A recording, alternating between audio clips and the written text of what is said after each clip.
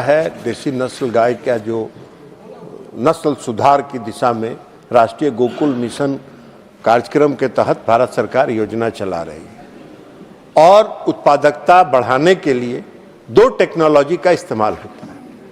एक टेक्नोलॉजी है sex sorted सीमेन का और दूसरा टेक्नोलॉजी है आईवीएफ का। आईवीएफ की टेक्नोलॉजी जो है वो थोड़ी महंगी टेक्नोलॉजी है, वो किसानों के पहुंच से बाहर की चीज है, इसलिए सेक्स सॉर्टेड सीमेन अब नेशनल डेयरी डेवलपमेंट बोर्ड ने जो विकसित किया है, जिसको आदरणीय प्रधानमंत्री जी ने पालघर से लॉन्च किया था और उस कार्यक्रम में माननीय सभापति महोदय आप भी उपस्थित थे तत्कालीन महाराष्ट्र के राज्यपाल के रूप में, और इस कार्यक्रम को उन्होंने लॉन्च किया सेक्स सॉर्टेड सीमेन को। अब मात्र 250 रुपये में एक सेक्स सॉर्टेड सीमेन उपलब्ध होता है और ये तीन होता है 700-750 रुपये का। ये सभी किसानों की उपलब्धता के और उनके रीच के अंदर आता है, तो इसलिए ये सेक्स सॉर्टेड सीमेन का उपयोग वहाँ किया जा रहा है। केंद्र सरकार इस योजना को लगातार चला रही है।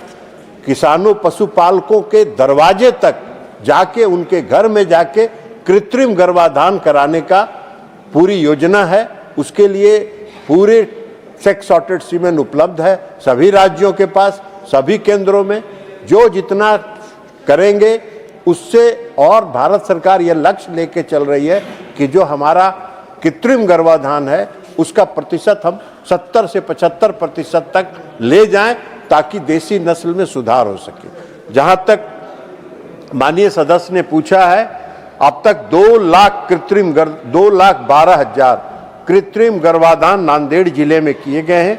उससे 1.20 लाख किसानों को लाभ हुआ है और उसका फायदा होता है।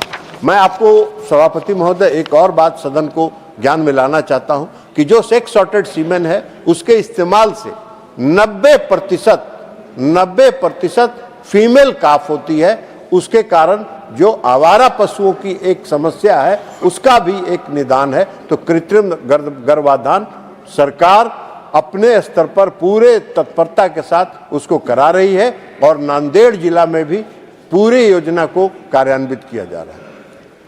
थर्ड सप्लीमेंट्री श्रीमती रजनी पटेल जी।